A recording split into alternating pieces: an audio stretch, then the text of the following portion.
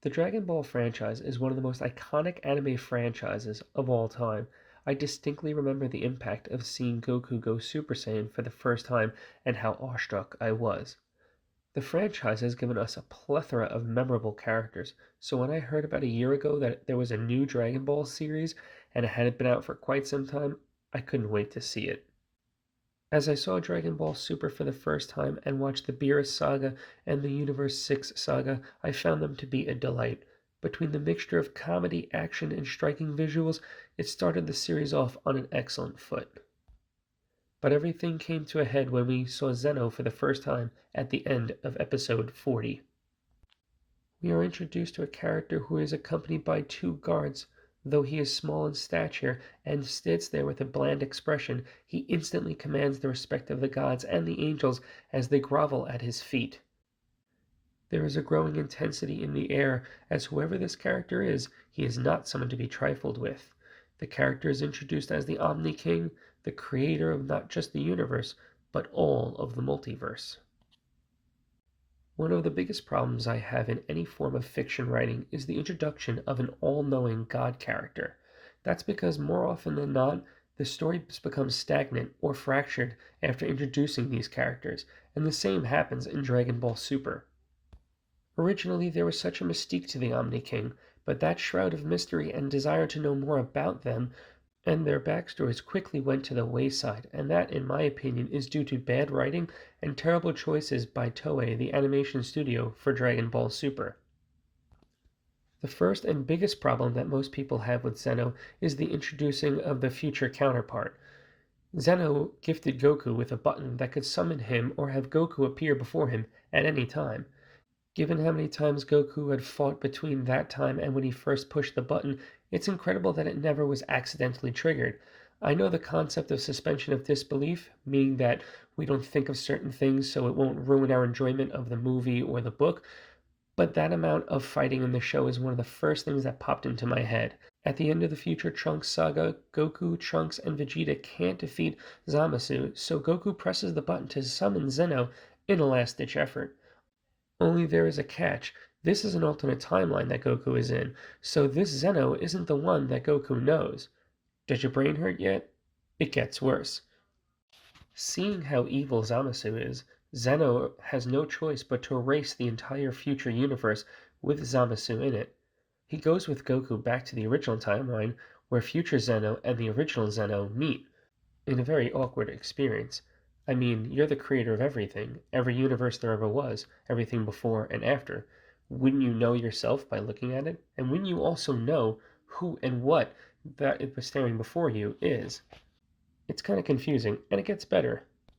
From then on, they're referred to as the Omni Kings. This is where I get angry as a writer. You have Zeno, who is the creator of everything, as we've already previously said.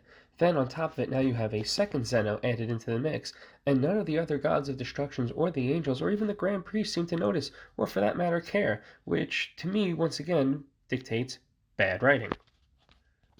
And on top of all of that, they are the same character. There is no delineation or no distinction between them.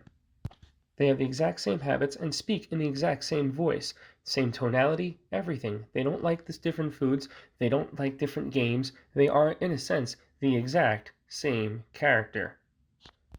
Giving them something simple as clashing personalities, one yin to a yang, could have been something that would have been immensely awesome for the story, but sadly we didn't get that. Now I know what you're thinking. Well, of course they're not going to say anything. They live in perpetual fear of the Xenos. They don't want to just get blipped out of existence. Well, here's the overall problem with that. We had 40 episodes straight of fighting in the Tournament of Power arc. Could we just get a little bit of backstory, a modicum of backstory, instead of just, I don't know, nothing? Huh? No? Alright, moving on. The second biggest gripe that I have with the Omni Kings is their button, which is the universal get out of jail free card. Now, Goku and Vegeta would never just use this at any given moment because they have honor, they're Saiyans, they're warriors. They're not just going to allow someone else to fix their problems. But it is something that exists that at any given moment, if you feel that you just can't win, you press a button and Zenny will come and save him. That brings me to my next problem. Goku refers to them as Zeni and Zenis, the supreme overlords of the universe who the gods and angels bow down before, have childish nicknames, and not only that, they speak and act like children. This, to me, is a huge problem. You can't make them calculating and all knowing and super intelligent and have them constantly go, wow, and yippee, and awesome every 5 minutes. すごいね。面白いね。あれは。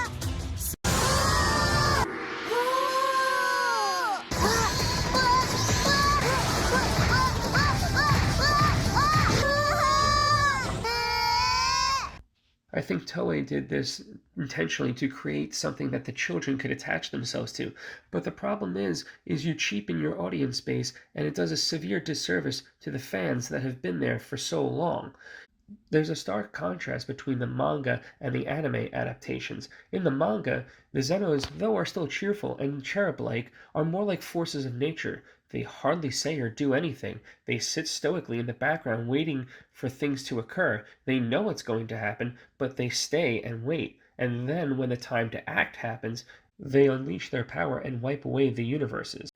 In the anime, we hear them cheer like toddlers watching a wrestling match, but in the manga, they know everything that's going to happen, and they still just sit back and enjoy the ride.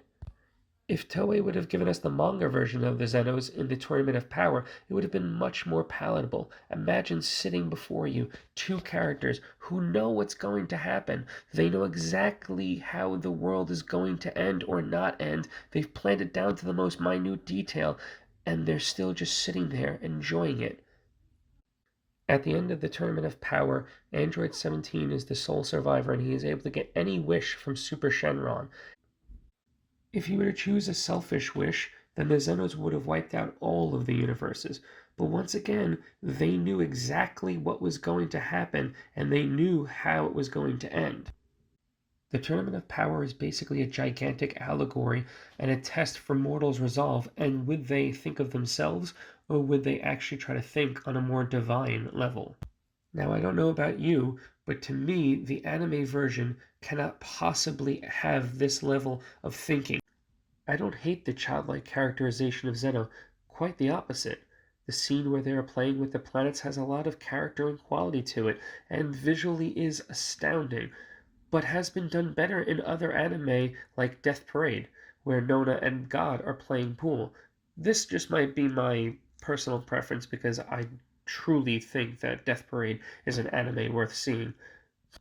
There are just too many flaws with Zeno's character from a writing standpoint, such as why are the Zenos constantly stumped by the simplest of things, like not knowing who the other one is when they're looking right at each other for the first time, or how they look at everything like it's the very first time they've actually seen it. Or even when UI Goku and Jiren fight and they can't see anything on their god pads and they complain about it. You're God. You should be able to see everything. You are it. These are huge plot holes that don't make sense from a writing standpoint. It's little bits like this that make it hard for me and for the audience to take these all-powerful creator beings seriously, especially when the series is built around life or death battles constantly happening. Some things that I love about the Zeno character from a writing standpoint is based on his early appearances. He allows Goku to pick him up and flail him about in a handshake. Goku is pure-hearted, simple soul, and Zeno recognizes this and allows him to be picked up, much to the dismay of the gods and the angels. Zeno is looking for a friend and found one in Goku. Also, I love how the Zenos are incredibly self-aware of how feared they are by the other gods. A particular scene comes to mind when Champa argues with Master Roshi for using the evil containment ability. The Zenos just stare blankly, and in a dark, monotonous voice, they tell Champa how it brings them great joy, and they will allow it. Another scene that I love, which is a break from his character, is when Frost, Freezer's Universe 6 counterpart, is erased for trying to sneak attack from the stands after being eliminated. The Zenos tell Champa that if anyone else does this from Universe 6, their entire universe will be erased. And again, they do so with this very dark and cold stare.